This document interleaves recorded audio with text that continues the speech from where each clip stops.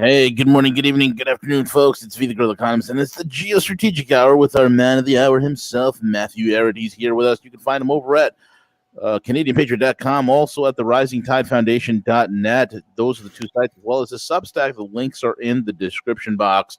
And with that being said, Matthew, what's going on, buddy? How are you? Hey, gentlemen. Good, very good. Yeah, the show has really blown up internationally, so I figure we have a lot to talk about today. I love it.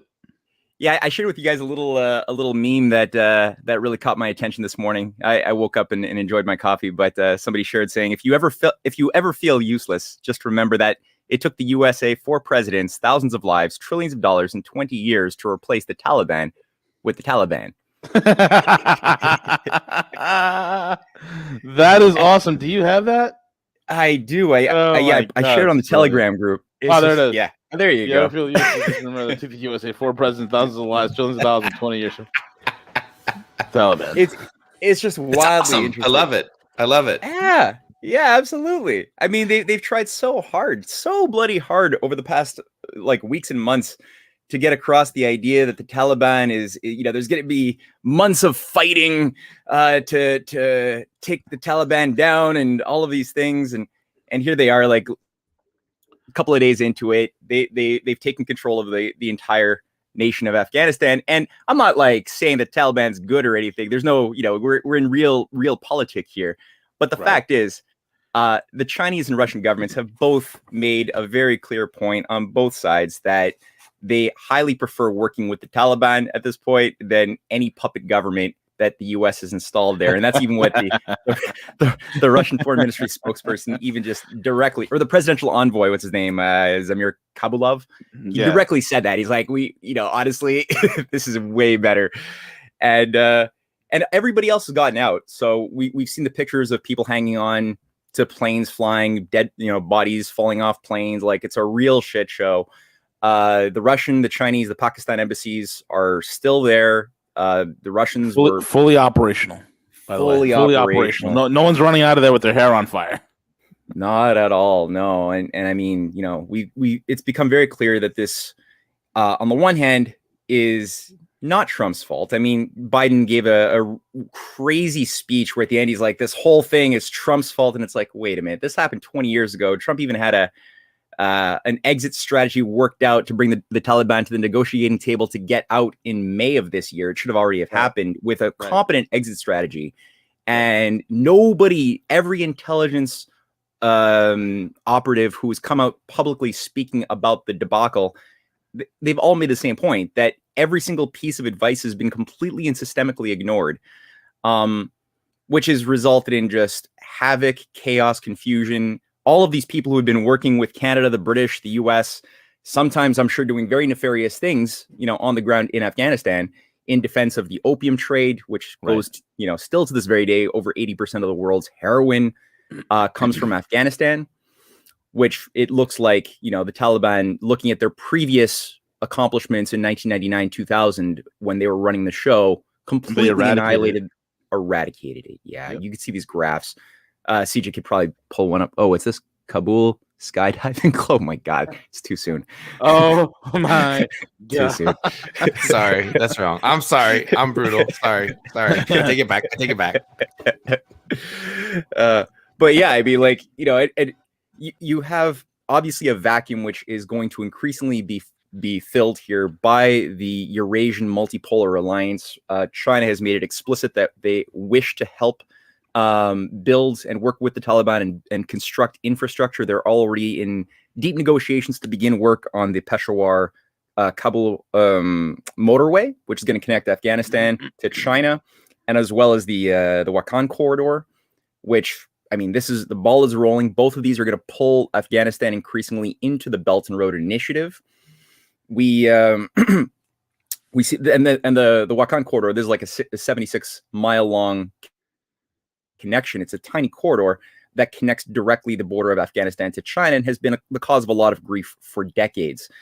The Taliban is not what it used to be. I mean, there's been people forget, they think that the Taliban is the cause of 9/11. And I mean, a lot of Canadians, even, I know Americans have been pummeled with this, but a lot of Canadians even think that, how do you work with the people who did 9/11? It's like, no, first of all, even if you go with the official narrative, 9/11 was done by a bunch of Saudis operating, it wasn't even Afghanistan. They didn't have a single role to play. Nothing in Afghanistan had anything to do with 9/11, let alone the Taliban. But it was a bunch of Saudis who, on the surface at least, were the operatives who were deployed with the help and complicity of major high-level power structures within the United States around Dick Cheney, as well as within British intelligence, supplying a lot of and bankrolling a lot of this black ops money, and Mossad. So you have a nefarious international deep state which had everything to do with that, and that's even official. It's they were all Saudis who carried out the thing officially. 17 out of the 19. Yeah, like my God, so. On the one hand, we just blew up that whole country for 20 years, zapped trillions of dollars, countless lives on all sides. But if a few people can make a couple $100 billion off the opium trade, why not, right? Exactly. You notice they didn't touch the 29 trillion in rare earth that's in the ground. Because the U.S. has no capability, no production capability, no manufacturing capability, no extraction capability, no mining capability of getting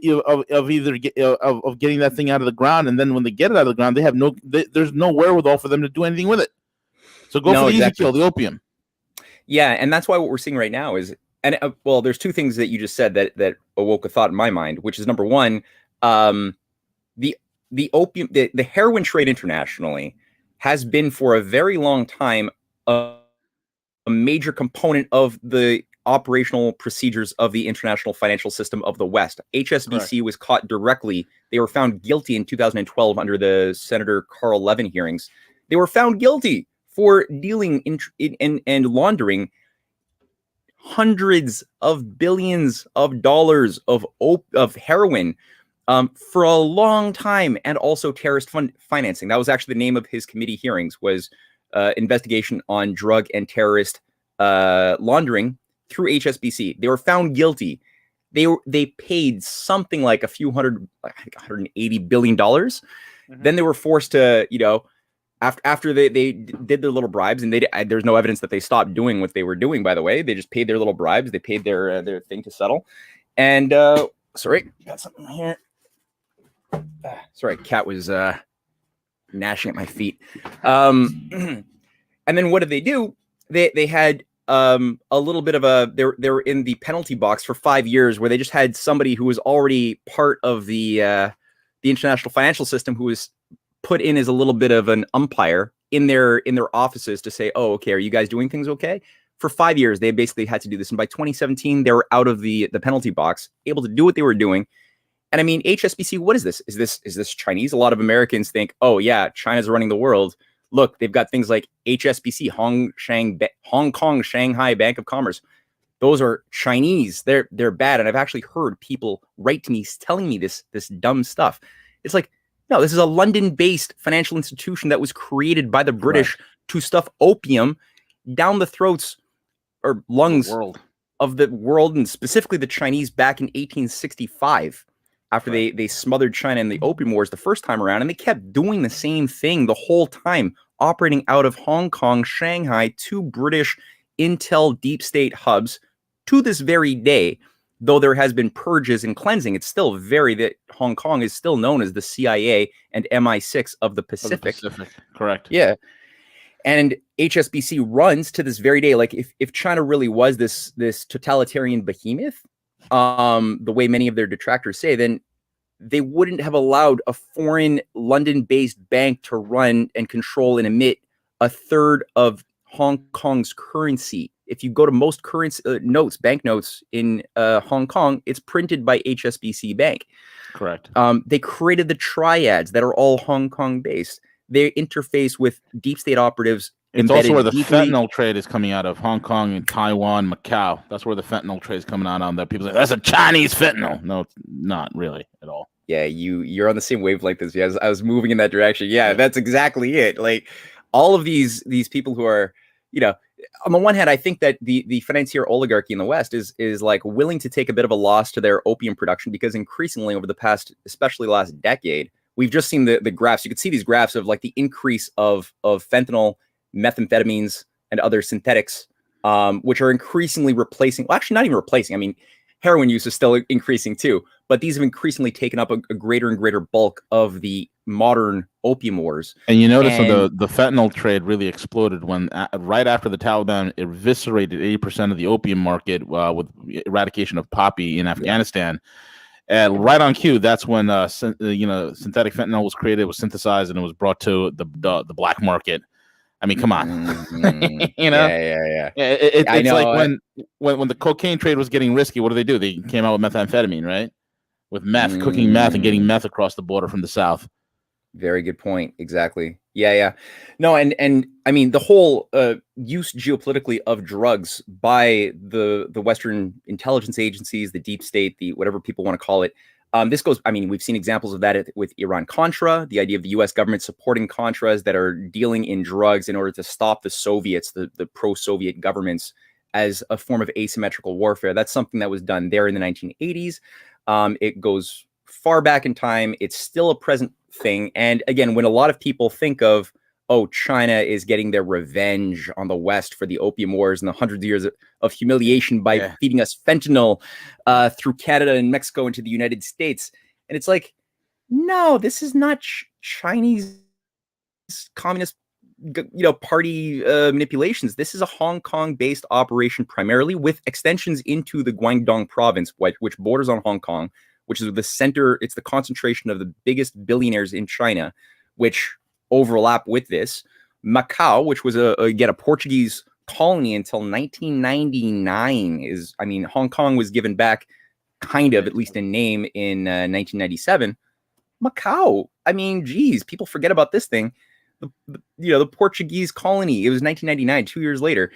And Taiwan is sort of the triangle of this zone of production, which is all places where we have had National Endowment for Democracy operations, color revolution operations in Hong Kong, massive military industrial complex maneuvers in Taiwan to try to destabilize and undermine China. And it's like, you can only imagine if China was going to Hawaii saying like, we're going to recognize Hawaii as an independent country and try to do arms deals with the Hawaiian nationalist movement. Hawaii has legit grievance to actually not want to be a part of the United States. I don't know if there are that many, like there are in Taiwan, who are brainwashed into wanting independence. I don't know that, but I know that in the 19th century, Hawaii was its own kingdom, and it was colonially taken over by the United States without any good justification. So if there actually were, I'm not saying I'm encouraging this, but I'm just saying, like, as a thought experiment, if there were actually legit reasons for China to go to Hawaii to build up a military base and support all these war game scenarios against the United States on their perimeter, they would have more reason than the U.S. doing the same thing to Taiwan or to Hong Kong, pretending that Hong Kong is this independent country. It's like, no, they're both Western run. They've been Western run for a long time. And I get frustrated because I've got a lot of people who obviously like the type of writing that I do. They are attracted to people who can map out the conspiracy of what's behind the Great Reset, what's behind the banking system. They like those things, but there's this susceptibility in Canada, US especially, to believe that the ultimate hand of evil behind the US color revolution against Trump and against everything that's going on that's bad in the world is all China's Communist Party, because Taiwan produced the motherboards and microchips that went into Dominion voting machines, which is what the Michael Lindell, there's a bunch of hearings right now, which are interesting hearings, sort of going through the forensic reasons for the color revolution, which has a lot of George Soros behind it, a lot of we Soros, talked about that. The evil Bond villain with the palindrome for a last name, named Xi in China the worst enemies against open democracies and open societies. Did you see that one? Yeah, I did. That's right. And it's like he said, and people will say, like, I've actually given that example out with the citation from the 2020 January Davos conference where he gave the speech, and you can read the whole transcript, and he says, Trump's got to go, Xi Jinping's got to go, and he goes through his whole strategy of getting his open society dream to become a reality. But then they say, oh yeah, but look, in 2010, he said this other nice thing about the Chinese Communist Party, so that renders it irrelevant. And it's like, no, he said those words in 2010, but 2010 was a very different world from 2019, 2020, the world we're living in now. And if you actually look at what China is the only country, not the only at this point, others have joined, but they were the first country to officially kick out George Soros, expel him for life, shut down all of his open society operations in China way before anyone else did. We were all sleepwalking into the New World Order back in the 1980s. Everybody, was drinking the Kool-Aid.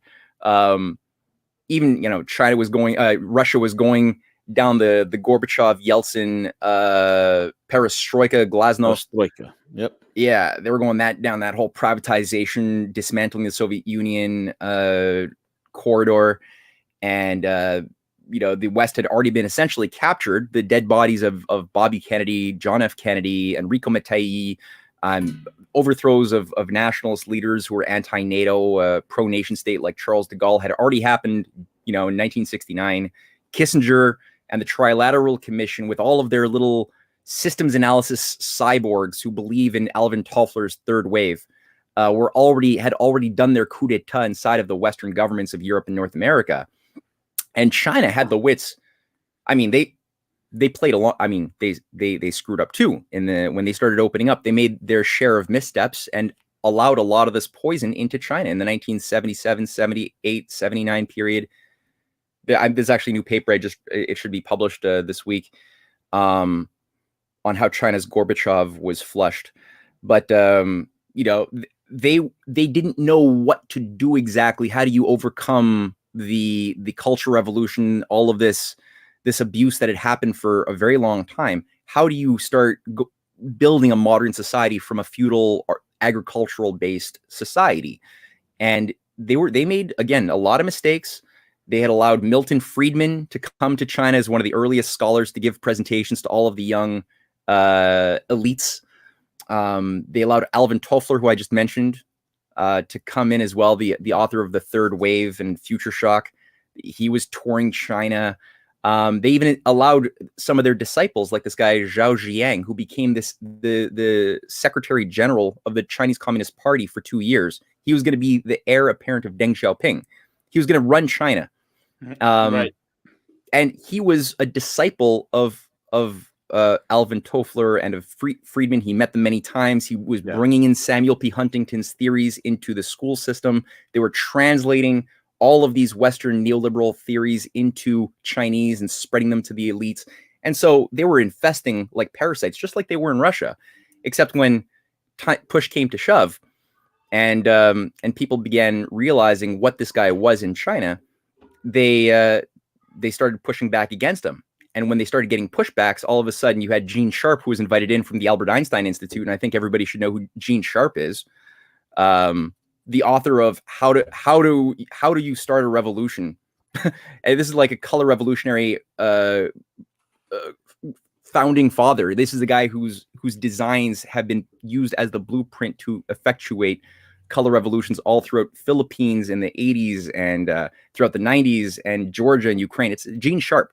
I don't think he's still alive, but he was on the ground during Tiananmen Square organizing with the National Endowment for Democracy, with Zhao Ziyang, who owned 2 think tanks. He sponsored one, Soros's China Fund, and the Institute for the Reform and Opening Up of China. Zhao Ziyang, right? Top guy, working directly in bed with Soros.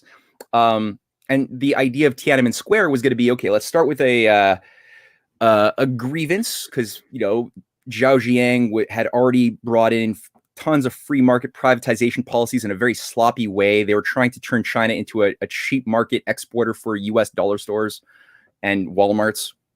There was a lot of inflation. Students couldn't pay their tuition. Workers weren't being paid properly. So there was a ferment, for people who wanted to feed themselves. And there were protests that began very peacefully.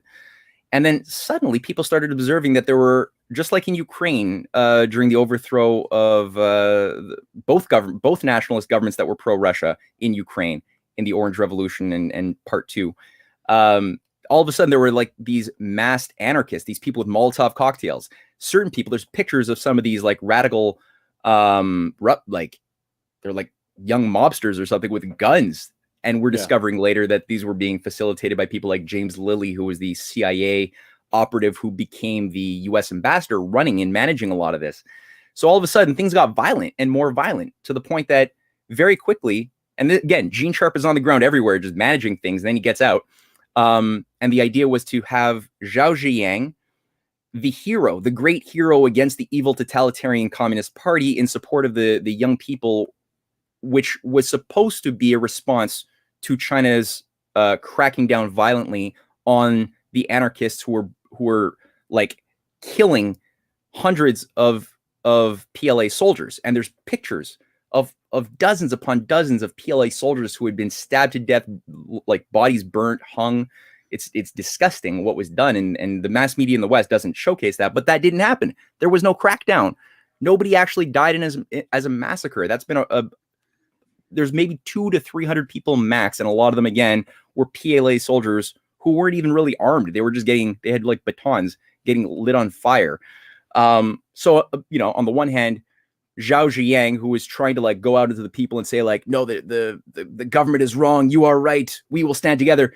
The Chinese Communist Party elders are looking at him thinking, what the fuck are you doing? Right. So the Operation Yellowbird. You know about Operation Yellowbird. Tell the guests what Operation, or the audience what this is. Sure. Operation Yellowbird was first beta tested in the first revolt, the first political revolt that happened in Myanmar, aka Burma, right? And it was tried there, where it was trying to bring down and depose the elected government over there, and at that time it failed. So then it was exported over to Hong Kong, I believe in like the mid 80s. And in the mid 80s, NGOs were brought in, and you had all sorts of dissident movements, student movements, because they love to go after the college students to indoctrinate them, get them into, hey, it's an us against them. It's this decrepit old system, a bunch of terrible individuals ruling over you, and you need freedom. So they indoctrinated the college students. And then from Hong Kong, it's a short hop, skip, and a jump away from Hong Kong to Shenzhen and onward into the Tiananmen Square. And that's what you see when all the NGOs, everything they've been working on, everything with the student unions and this, that, and the other came to fruition, and Operation Yellowbird went into full operation. They, went fully active. And that's what we witnessed as Tiananmen Square. And then the Western media was there to spin the whole damn thing and frame a narrative, which is what Western media used to be very good at, but not anymore.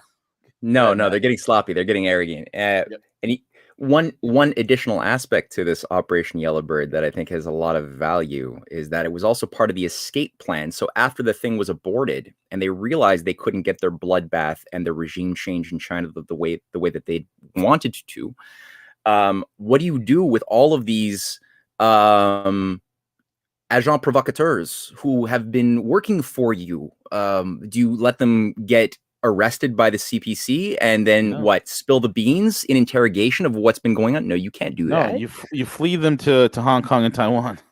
Yeah, and even on official Wikipedia pages, which usually just whitewash this sort of thing, it even talks about how MI6, the CIA together ran this thing to get the talent, the violent talent, out of the zone into Hong Kong using the Chinese triads in Hong Kong, which then got them on boats and then got them infused into mostly the US and Canada, which were the two zones of reception where they were given sanctuary. And they even make the point that many of these guys were given immediately Ivy League scholarships. They set up shop. I mean, this is where we had the first major influx into Canada, in Vancouver, of the first wave of Chinese, which again, there's just like in Australia, there's a lot of racist arrogance and fear and xenophobia in Canada too. So people in Canada see, the housing market bubble blowing up over years. They see drug problems. Fentanyl's a major issue and killer here. They see that Asia is playing a role in it, and they just see these yellow faces. And they're like, look, it's all part of the Chinese government's long-term agenda to undermine our Western Christian civilization. Get them. And it's like, no, these were brought in by the British Canadian elite working with the United States, and they have created the nucleus of a pro-democracy. What's that word mean? anti-nation state resistance movement. Yeah, it's like I'm starting to fall. The language is seeping into me too, which I can't even like use. Pro-democracy. I vomit every time I hear that word. Well, you know, Biden is just announced, right? The creation of a new league of what's called the Summit for League of Losers. The League of Losers. The League of Losers. The League of Losers is the subtitle. Yeah, the League of Unarmed, non-neutral losers. But yeah, this is gonna be like in December or something, 2021, to unite all of the democratic good states against the authoritarian regimes of the world. And it's like, what does that mean? Your definition of democracy, just like these guys around Zhao Ziyang back then when he was expelled, because I didn't say this. What happened to Zhao Ziyang wasn't just that people are like, what are you doing here? Like, what are you doing working with these regime change? They immediately shut him down, put him in house arrest, where he died 15 years later, never to leave his house. And all of his allies were all, I mean, either arrested or they escaped to the United States, again, running. And I haven't done the work on this, but I'm sure if you like dug into this a little bit, anybody out there wanting to dig into some of these names, like Chen Yitzi, who ran the think tank with Soros, he was his, Zhao Ziyang's assistant. I'm sure you would find all sorts of overlap with the Falun Gong, with Steve Bannon's networks, all of these like Miles Guak. I'm sure there's tons of overlap like that. And there's tangents, right? But I mean, another point is that I mentioned that was the first major wave of influx of immigration from China, from Hong Kong and the deep state part of China into the West. The second major wave was in 1997, right before the triads and the other corrupt oligarchs in China who had been empowered under the 1980s, especially, just like, you know, there were Russian oligarchs created. The problem was a lot worse in Russia, where they did not expel Soros early enough and they were raped. And there was a creation of a new oligarchical priesthood class beholden to Wall Street and the city of London. China had their own problem. It was smaller, but it was a problem. And they didn't know what China was going to do to the mainland when Hong Kong was given back by the British. Were they all going to go to jail? They didn't know. So a lot of them preemptively jumped ship and went to Canada. And that was where you had a second major wave of influx. And the third major wave began happening around 2012 when Xi Jinping came in, and there was obviously going to be a major anti-corruption crackdown, which did happen en masse. A lot of people went to jail who had a lot of power in China. And the West spins at it. Look, he's consolidating power. He's going to be the supreme dictator for life. Yeah, my God. No, I mean, sure. Like, yeah, you could say there's evidence of some of his political opponents who were like jailed, and it's like, yeah, okay, that's true. Did they do what they were accused of doing? Nobody's asking that question. It's like, yeah, yeah, they actually did. So, I mean, it's not, it's all spin. So this whole idea of appreciating the top-down dynamics, you can't appreciate it. You can't properly organize of what Lindell is trying to do in the United States, or a lot of the good people. There's so many good people who are speaking out against the COVID fraud, or the Great Reset, or all of these things. There's a lot of really good people. They don't want this to happen. They want to preserve the best traditions of the U.S., but they don't know their history. They don't know what China's actually been doing. They don't know that Soros is running your country. He's a major player in the U.S., Canada, Europe. He's not allowed into China. No. China kept control of their national banking system, right? We let that go a long time ago. We lost our economic sovereignty in so many ways when we did that. China actually has it. Russia is trying to rebuild it, and they're doing a pretty good job under Putin, despite the fact that Russia still has a lot of their own Malthusian technocrats that had seeped in with the oligarchs during the 1990s. A lot of them are still there, but Putin has done a really fabulous creative job with a coterie of like-minded allies working with the Chinese and overcoming a lot of the rot, cutting out and carving out the cysts.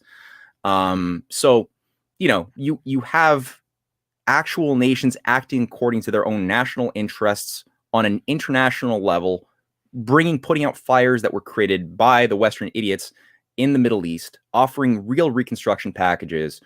And what's happening behind the scenes, behind the hologram of Biden, who really is nothing, or Trudeau. It's that there is a push to use false flag type of fear, basically anything that involves fear. So we have the three things that people have to keep watch on right now. Yes, the US is leaving on an official military level in many of the regions of Afghanistan, some other parts of the Middle East. Yes. However, at the same time, you have people like, what's her name? Dilyana Georgieva, who's a Georgian analyst. She's really good, and she's done amazing work documenting the covert arms funding deals that have been negotiated with the U.S. military-industrial complex and major arms manufacturers in former Soviet states to flood the Idlib province of Syria, which is the ISIS Al-Qaeda zone of control right on the border of Turkey, with all sorts of weaponry that's very difficult to identify because it's made in former Soviet factories. So it's like not obviously, when you just see it or capture these weapons, not obviously coming from US direction or British direction, but they're being flooded into the zone. So you're going to see an increase of chaos operations. And I think one of the points that a lot of the Western game masters are trying to go for right now is pull China in through economic investments, and they hope that they can then initiate, using their proxies, terrorist and other chaos operations, while saying, "Oh, it's not us. We're out of there." So that's one thing that they're trying as a scenario. I'm not saying that it's going to work. I'm just saying that that's part of the calculus. The other thing is, we are. I think everybody watching this knows that a lot of we're being told about as a pandemic is really it's another false flag. We don't have to go into that right now. The other thing, though, that's been coming out over the last few weeks, especially with the British creation of the UK Space Command, the UK version of Space Force, is they actually did it. They went and created their own, and now it's what's it called? Interface Space Battalion. These comic book sounds. Yeah, they're all like weird comic booky type of. It's Cosmic weird. Force. Yeah, they all wear like Fantastic Four uniforms. They all dress like the X-Men. Yeah, they're all dressed like the X-Men Masters of the universe. Yeah, right. Oh my god. Well, no, it's totally. Matt, could you do me a favor? Could you delineate? I think a lot of people get confused on this, right? They don't know the rudiments, the real backstory of this, and they rely on stupid internet blogs and this, that, and the other, with people who have zero experience in real life in dealing with this kind of stuff. Okay, can you describe the difference between the CCP that came under Mao and the current modern iteration of the CCP, and where the break happened from those two? That's a big question, and I could do it in a summary, condensed way. But if people go to by tomorrow night, if anybody goes to the Rise and Tide Foundation website, they're going to see a lecture that was delivered by my friend and colleague Quan Le, who's a doctor here in Montreal, and he is a geopolitical analyst of a very high order and a philosopher. And he goes through a history. It was called Statecraft in Modern China, from Sun Yat-sen to the New Silk Road, and he goes through a history of the evolution of the CCP, CPC, as he prefers that it be called. And people could watch that by tomorrow night on our website. It'll be up on our YouTube channel on our website. But in short, to answer your question, there always was, and I mean, I'll just cite from Quan here, from things that I learned. After Sun Yat-sen died, who was the first, president and great revolutionary of China, who modeled China's entire republican government in 1911, which overthrew the dynastic system. He modeled it on Abraham Lincoln's American system. He cites directly Lincoln's principle of government for, by, and of the people as the guiding force of how China had to reconstruct itself for the new millennium. Very forward-thinking guy who understood his dynamics of history very well. And he died a little bit early. He couldn't consolidate power properly. There were a lot of warlords. A lot of them, keep in mind, came to power under British direction, British help for much of that time. The British, he understood very much to be the Byzantine hand behind the scenes lighting fires. And he warned about that in a lot of his writings. I saw that CJ just pulled up a little video that I just watched this morning, actually. And anybody who wants to understand some of this can go to the LaRouche organization website And that documentary is fabulous. It's really well done on the history of U.S.-China relations from the 1860s to the present. Really good documentary. So check that out.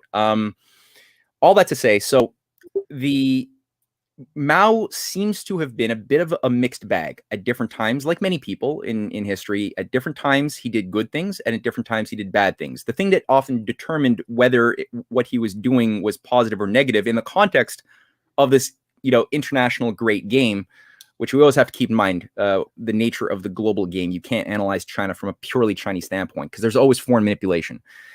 Had a lot to do with his advisors, and at some points he was more under the influence of very great advisors like Premier Zhou Enlai, who was this is the guy who organized the Bandung Conference, the Principles of Peaceful 5 Principles of Peaceful Coexistence, which in 1955 in Indonesia created the foundations of foreign policy based on win-win cooperation, great projects with African, Indian, and other countries. Zhou Enlai was great.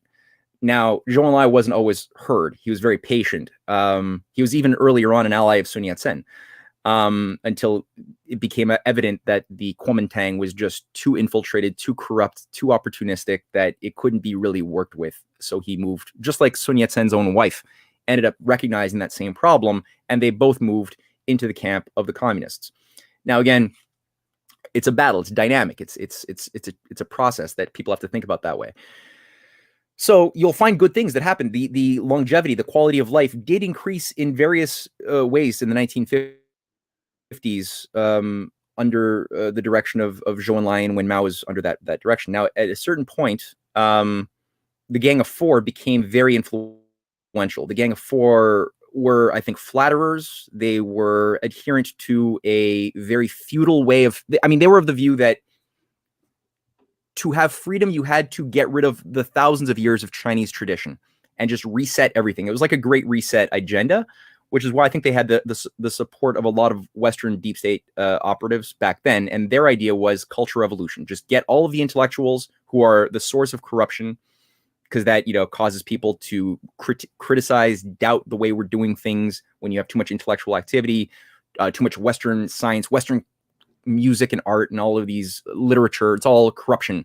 So they just purged schools, governments, everything under the Red Guard, who were just young anarchist Jacobins deployed all over China to run a campaign to pull people into the purity of nature and farming. And so, people who were PhDs, who were musicians, they were not allowed to play. They were not allowed to practice their craft, and they had to just farm or work in a factory mindlessly for a decade. And a lot of them died out. A lot of them were crushed. A lot of them committed suicide. And there's some horror stories there. But nothing lasts forever. And fortunately, fortunately, when Mao died in 1976, there was a purge, and Zhou Enlai's network under Deng Xiaoping, who was his ally throughout the 1960s, they took control and consolidated power after Mao died. And immediately, first action that Deng Xiaoping did was to tell the people that it is okay to criticize the mistakes of Mao. Mao is not a god, and you can do that. And the Cultural Revolution was a mistake. The Great Leap Forward was full of mistakes. So he gave people the ability to criticize, which they were not formally allowed to do. And again, I think Mao's ego had a bit of a problem, driving him a bit kooky. The Gang of Four, second thing, were all put in prison. So the whole Gang of Four that ran that operation, that mess, were imprisoned.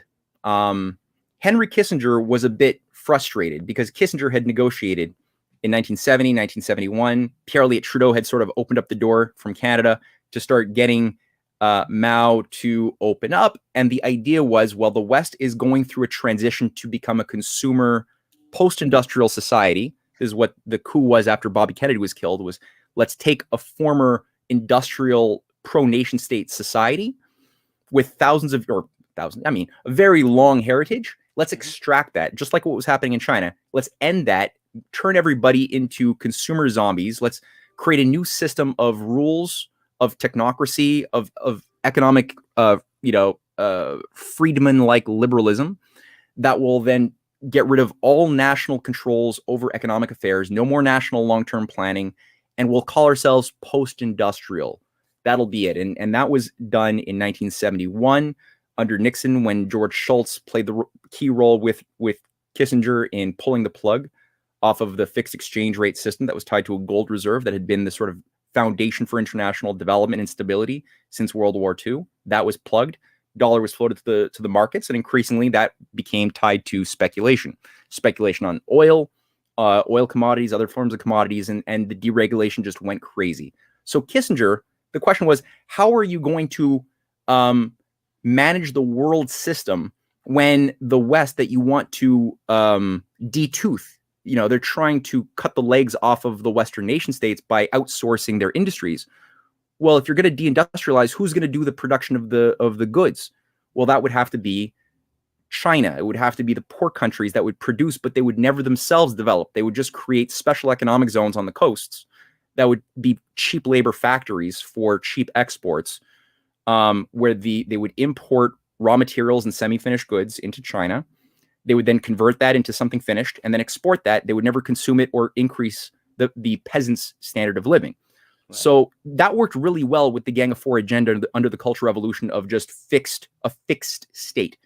Instead of just having agriculture, they could have a few controlled zones of factories, but really no change, no big projects. And Michael Billington, who is a researcher who I think played a role in the script for that documentary that's being played on the screen right now, he wrote a wonderful article that I cite from in my new piece that's going to go up on Zhao Ziyang, where he makes the point that even the Trilateral Commission themselves had a major conference in China in Beijing in 1981 or 82 to stop and prevent those around Deng Xiaoping who wished to evoke large-scale development projects like the pro-nation builders of China, who wanted to go with the Zhou Enlai program for what was called the four modernizations. That is modernizations of agriculture technology, industrial technology, space, and pure science and defense. Those were going to be the things that drove the economy, just like JFK's space program had a top-down effect of transforming every other element within the economy. That was their idea, and there was a fight over who would control the definition of what this would be. So this is a very hot period from 1977 to all the way to 89, but this whole period is hot. So Kissinger is trying to do everything possible to pull back, to get them back into that Gang of Four mentality of cheap production. You can make money, create a rich upper class. And so who was brought in? I mentioned earlier, you had Milton Friedman brought in. You had Alvin Toffler. Again, Toffler is a very influential guy. Newt Gingrich was a disciple of Toffler, but so was a lot of like Klaus Schwab. And in fact, I'm just going to read a quote just to get a sense of this. People think of the Fourth Industrial Revolution as some sort of a new thing. It's not. And the Trilateral Commission, which hosted this Beijing conference under David Rockefeller in 1982, had said that we have to keep China stuck in labor-intensive modes of production, not capital-intensive national planning. And that was very clear. But this is what Zhao Ziyang stated at a Beijing conference on October 9th, 1983. Keep in mind, people think, again, Fourth Industrial Revolution is a new thing. No, this term goes back to Toffler, and it was tied to the idea of cybernetics, the third wave, and systems analysis, that you could control systems, that human beings had nothing sacred. There was nothing inalienable in individuals. They were all just little robotic machines to be controlled because they adapt to their controlled environments. Who controls the environment? The master class above the show. It's like Plato's example of the allegory of the cave, right? Who controls what the people latched onto the cave wall believe is reality? It's who controls the shadows that are being cast and the sounds that are being made from above. That's how these guys think. So Zhao Ziyang stated, whether we call it the Fourth Industrial Revolution, 1983, whether we call it the Fourth Industrial Revolution or we call it the Third Wave, these Western writers, and he's referring to Toffler and Friedman, all believe that Western countries in the 1950s and 60s reached a high degree of industrialization and are now moving to an information society. At the end of this century and the beginning of the next century, or within a few decades, there will be a new kind of situation in which breakthroughs in new technology that are happening now or will happen soon, will be used for production and for society. This will bring a new leap in social productivity and thus a corresponding set of new changes in social life. This trend is worthy of our attention and must be carefully studied based on our actual situation. And he goes on to describe how his view is that science should be, in Zhao Jiang's mind, there's a fight over what will science be. How do you define science? What do you define the purpose of science? In people like Toffler, Zhao Jiang, and Kissinger, and Zhao Jiang is very clear. The science policy for China must be artificial intelligence, bioengineering, and computer tech. Those three things. That and in his view, the idea was China and other third world countries could achieve the what's called the third wave, the fourth industrial revolution, which is, okay, I should say something first. Okay, so Toffler's view of the third wave is that there were three waves. All of human civilization can be categorized into three thoughtless waves that just have a force of evolution unto themselves. There's nothing to do with human planning. No human thought or intention is a guiding force. It's just a force of evolution in his theory system. Does he believe it? I don't think he does, because I know who he works for. But in the theory, it's that the first wave was the agricultural feudal age, where we had feudal political systems and culture associated with just simply being an agricultural civilization. The second wave happened more recently, about 400 years ago or 300 years ago, with the Industrial Revolution, where we began using steam power and machines. And in... Sorry, that's my Oui, monsieur, oui. French accordion. That is the latte alarm. It's time for a latte. I like it a lot. All right, let me take a sip of my... Or a Actually, I have a latte. latte right here. I have a latte right here. You jest, but it hit home. It hit home. So the second wave, you start using now industrial activity to produce for people, and the associated political structure that Toffler says goes with is representative democracy and nation states. But that's limited for the second wave. The third wave, which is the superior wave that everything leads into, is the information post-industrial society, where we just start interfacing human beings directly with machines. Sound familiar, right? Artificial intelligence machines start replacing the acts that human beings used to do. And he talks about the useless class. So there's increasingly amount of useless people who used to do things that were productive, and now we have to figure out ways of dealing with them. Don't go into details. Maybe that's for the upper level freebasers to know. But the point is, you got this whole idea of now an associated form of horizontal, not top-down, democratic association with that. So the idea is governance is from the bottom. You have local democracies, where that's all people can interface with, and that's all they're allowed to think about is what's immediately in their sensory domain. So everybody thinks very myopically and selfishly about their own local mini little worlds. So that's the idea of democracy, and voting is shaped on like, what's your school board going to be, or like, who's your local puppet going to be. But the idea of who controls the levers of the society, that is reserved for the technocrats above the show who have hard stomachs and know how to make tough decisions for the scientific management of society. Zbigniew Brzezinski, who was also a member of the Trilateral Commission, called this the technotronic era. So it had a few different names, but it's the same thing. This is what Klaus Schwab is a devotee with the World Economic Forum. And one of the key guys who worked with Zhao Jiang during this period and Kissinger was Song Jian, who was a Chinese rocket scientist, brainwashed in cybernetics and systems analysis in the Soviet system after Stalin died. And he brought in these things, and we've talked about this in previous shows, but he brought this he was invited to a conference hosted by the Club of Rome, which was an organization that funded a new type of social management system called the Limits to Growth in 1972. And the Club of Rome, which was founded by a couple of guys named Alexander King and Aurelio Pache, they were both very high-level intelligence assets who basically were used to pour money into a new type of approach to planning nation states, premised around the idea that we cannot develop science, technology, or we cannot develop big infrastructure projects the way we did under Kennedy or Roosevelt or anything like that. We have to now just use ecosystems management. So development became ecosystems management, and you define ecosystems as these pristine mathematical equilibrium zones which are natural when they're not changing. And when human beings try to do something like build a dam, that changes the equilibrium, and thus it is not natural, and thus destructive, and thus bad. So the way that they were able to get this across was through this study called Limits to Growth. And Limits to Growth basically used computer modeling. You input data like pollution increases, population increases, resource deplenishment, and you chart out in a linear extrapolations into the future without any regard for human creative mentation or technological progress. That doesn't even exist, because it's all about balancing the load. It's all about balancing the load. The technocratic dream.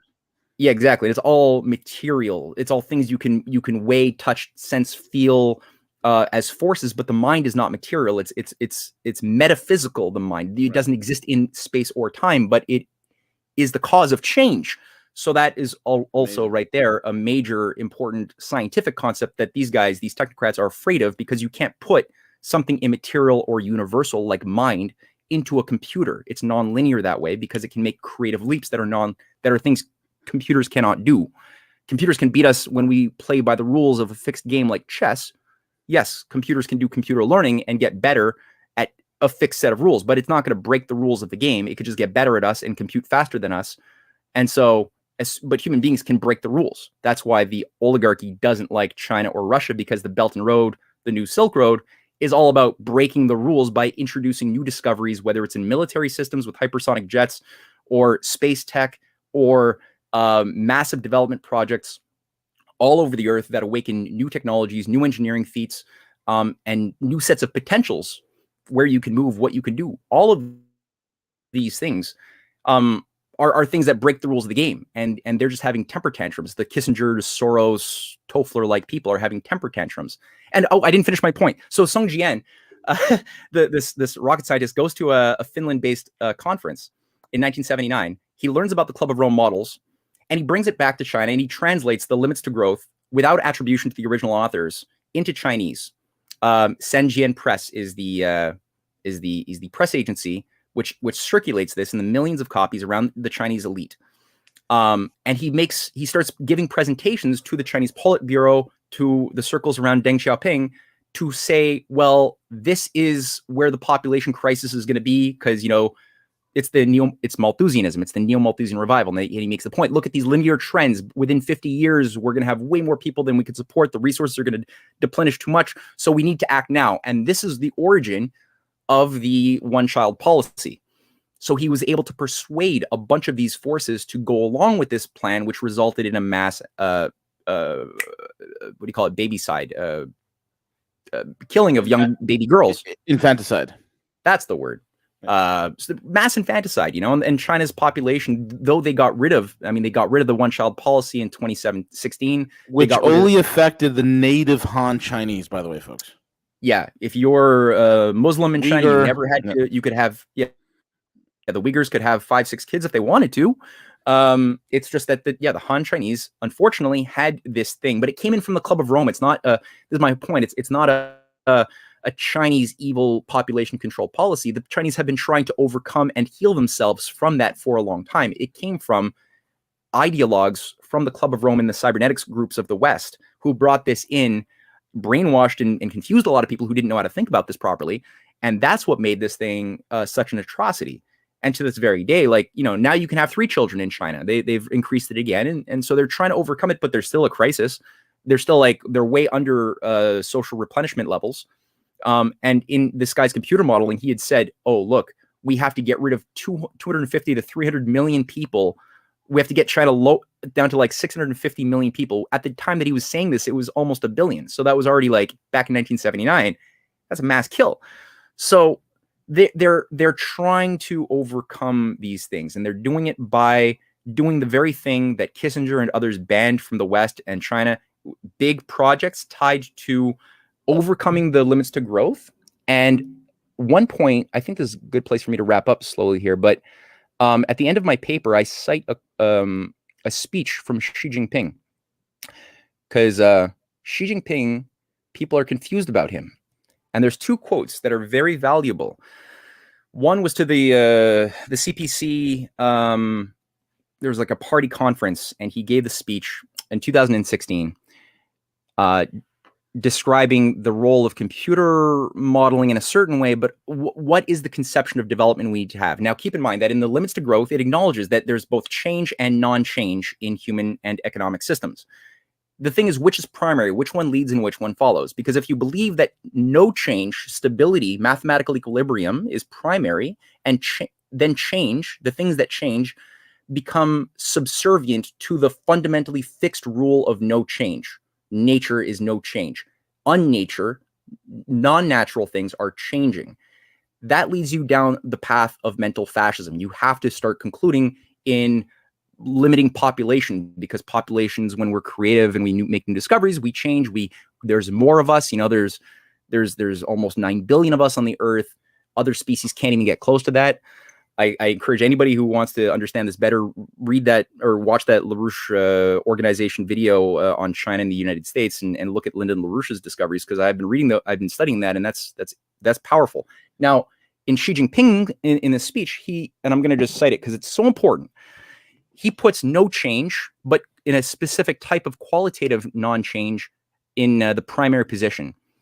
So he says here, coordinated development. This is 2016. How is the Belt and Road philosophy going to organize itself? Coordinated development is the unity of balanced development and imbalanced development. The process from balance to imbalance and then to rebalance is the basis of development. Balance is relative, while imbalance is absolute. That's important. Balance is relative, while imbalance is absolute.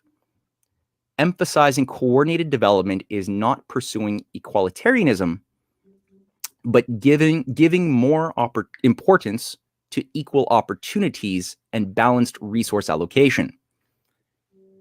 Every time a new discovery comes online, it will transform everything if it's a real discovery. That will create a certain amount of imbalance, but afterwards things set into a new equilibrium, a new set of standards of production that were not available, non-existent in, let's say, the pre-electricity based society. Before electricity was applied to the production system, we had a different set of norms of production, consumption, transformation of raw materials, all of these things, right? All of these things had to always happen going back thousands of years, but the pre-electricity society had a different set of standards of cycling of these different processes from nature, from mines, from forests, through factories of some form into usable goods that would then sustain lives that would be consumed. That would then, so there was a stability there. The new discovery caused an instability, but a new set of relationships began to emerge, right? Different types of alloys, relationships to the periodic table of elements began to occur as you began using circuits to transmit electricity. That all of a sudden was associated with increased rates of production. The flow of goods were being transformed from nature into factories, back out into finished goods to be consumed at a higher rate.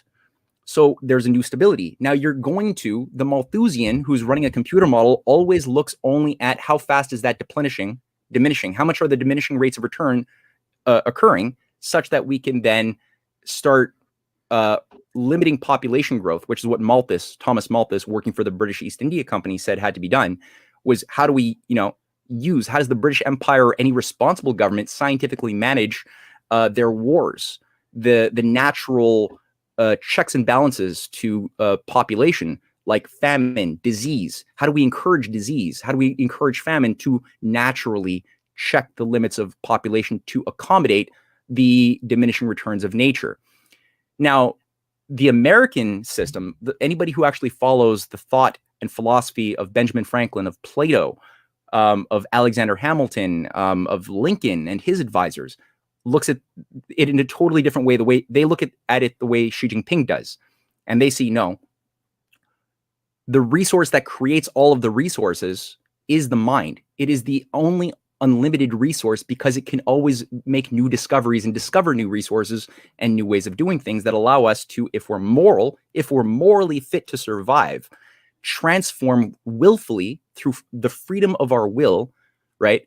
Our behavior in relationship to the universe, such that when we do so in the correct natural way, the universe responds by allowing us to sustain more people at a higher quality of life and more potentials to live according to their minds instead of the brute force of their physical labor, the way other animals or cows have to live, right? Cows and other things are fine, but they're not going to come up with a new discovery of like planting your grass more, vitamin rich or something like that. It's just that they're bound to the limits of nature, and their populations will be regulated according to their genetics and whatever nature gives them. If there's a drought, they will die.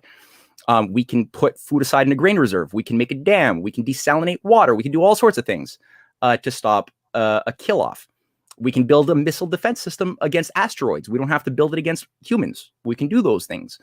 So it's like we can, through the power of this immaterial force that we all have access to willfully develop if we so choose, we can overcome the limits to growth. And that is what technocrats, feudalists, Malthusians refuse to admit, because they're projecting their own absence of creativity and absence of love and their own computer-like neurotic disorders onto the rest of the system that they want to control.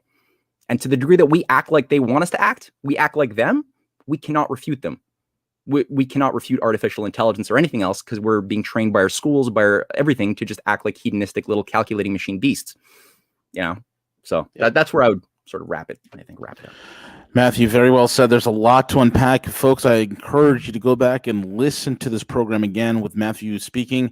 Make sure you have your notebook out and take some notes. And also, for a real deep dive into all of this, that are very key, vital points of information for you to get the height, the breadth, and the width of this entire thing that we're talking about here day after day, week after week on Rogue News, especially when Matthew's coming on. You need to go to the risingfoundation.net, risingfoundation.net. The link is in the description box. I call it the modern day geopolitical, geostrategic, geohistoric library of Alexandria. It's virtual. It's online. You can go there, read the articles, download the articles, copy and paste the articles, share the articles. Get yourself a first-class education in the realm of geopolitics. Don't waste your time repeating and rehashing and retweeting axioms and tropes put together by guys who are just internet scholars and keyboard jockeys who really have no real work experience. They don't know the subject matter. They haven't toiled in the books. I mean, there's a reason why Matt's sitting in front of a library, all those books behind him. That's he read all that. Okay, he read all that. He's being honest. The hope is to honestly do it. It's not a green screen. It's not a green screen. Yeah, Matt's not a green screen. Yeah, no. It's not a green screen. Okay, folks, that's the real deal. So get a good grasp and understanding, and also check out the video that we're playing. I want you guys to check it out in your free times. Listen to it. Go to sleep listening to it. Whatever you got to do, digest it. It is there. You need to understand what the framers of this Constitution, what they fought for in 1776, the American system. What is that? What is that? And once you grasp what that is, then you too will fight for it. Then you too will want that, not just for this country, but for the entire world. Matthews, thank you so much for coming on, man. Thank you for sharing this with us. And once again, folks, follow him. The links are in the description box, CanadianPatriot.com, RisingTideFoundation.net, as well as Matthew Ehret's Substack. It's all there. Subscribe to all three of his sites.